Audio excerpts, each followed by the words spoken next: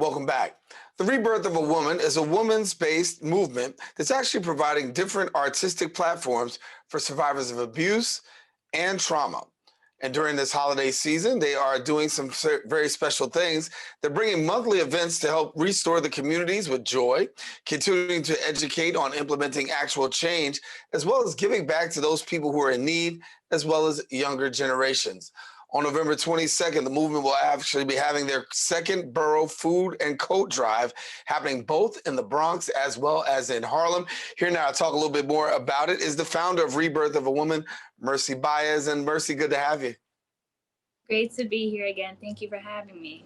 Welcome back. Welcome back. And if viewers didn't get a chance the first time to find out just a little bit about Rebirth of a Woman, why don't you just give us a little intro into your organization?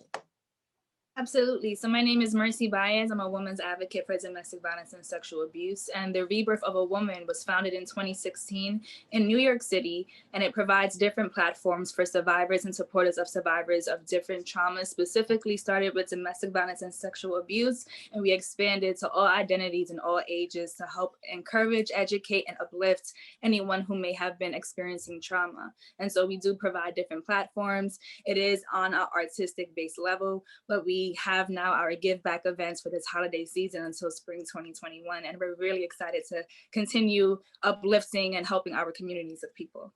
Yeah. And we know that the holidays are coming up right next week. And I know on November 22nd, you've got a food and coat drive. Talk to us about why you felt it was important to do this.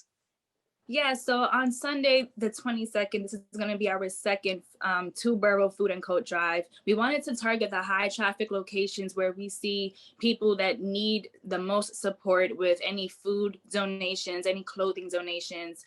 And so we wanted to go both in the Bronx and Harlem on 170th Street and Jerome Avenue, that's by the 4 train, and in Harlem on 125th and Park Avenue, that's also 1 block away from the 4 train as well. And so we just wanted to create a celebratory event at the end of our food and clothing drive and really just create this aura of joy and just happiness for us to continue through the holiday season, because we do understand that the holidays can bring on different anxieties of different traumas and recollection of different PTSDs that people might have been experiencing. Yeah. A little bit more on that, because when we talk about the holidays, right? We know that the holidays are, a special time. But then for those people who've experienced trauma, it's not so good a time. But all of us, in one way, shape, or form, have been affected by COVID-19. Talk to us about what you're hearing, how people are feeling, and what you're hoping that this is going to be able to do amidst all of that. So we are hearing the different uprises of COVID happening again. And so there's a lot of concern around what does it look like for our continuation of our new norm. And so we are definitely following the precautions of our 6 feet distance. We are definitely allowing people the different chances to keep themselves healthy. So we're educating them on the right foods and the right nutritional diets that they can follow. A part of our give back events is we're allowing them the opportunity to change their diets and to bring that into their homes and into their communities so that we can have a healthier environment. So November 22nd is the big day. And also we got Christmas coming up around the corner as well. Any plans for Christmas? Yeah. Yes, we are actually going to launch our first empowerment circle for this year. It's going to be another give back event for both clothing.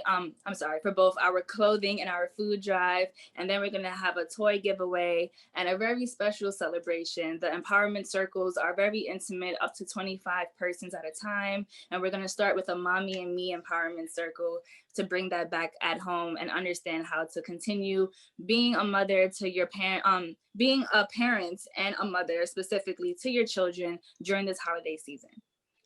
What have you been hearing in your conversations with mothers, parents, and those victims? I mean, obviously, during this time, a lot more weighs on their hearts.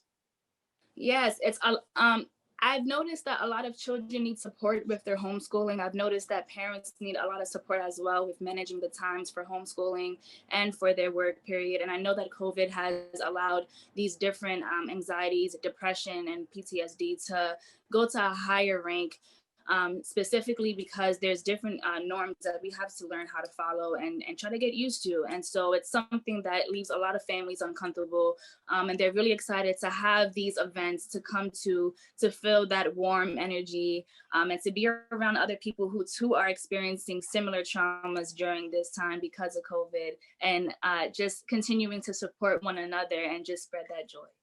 Yeah. And so as we're talking about spreading joy during the holiday season, talk to us about this year. How important is it for you to do this year's event? I know last year was a great success. Talk to us about this year and what you're feeling about this year's event. This year, I think it's very specific to me because I had to deal with my own healing back at home during this COVID time, during dealing with two separate pandemics of a continuation with racism and with COVID. And so it's been a lot personally on myself. And so it's very personal for me to share my new light now that I've experienced with my new journeys of healing. And hopefully different persons can hear that testimony and take whatever they learn from my story onto their own story. And hopefully it can help them navigate through the continuation of their journey with healing, because we are really, really adamant about just passing along tools that worked for us, and hopefully it can work for the community. So this year is very, very, very specific to me because it's a specific healing that I've grew with and learned during this time. And this is the first time allowing that testimony out publicly for people to understand, to hear, and to take what they can with them for themselves. For mothers and women who want to become a part, because you do some great work, right? How do they get connected to you and the great work that you're doing? So we are continuing to raise funds so that we can have these events happening. It's at gofundme.com/rebirth give back events. You can contact me on social media. My Instagram is Lord of Mercy, LORDDA_Mercy, MERCY. And there you will find my email address, and you'll find all of the other ways to connect with both myself and with my organization. And our website is coming by the end of this year. Okay, well, Juan, thank you so much for being with us. Great to have you back with us again. Best wishes on the upcoming event. We know that it'll be a success as you continue to impact many lives. Thanks a lot. Thank you so much for having me. All righty, Mercy Baez on Open. And if you want more information, please visit her Instagram at Lorda_Mercy and the Rebirth of _a woman.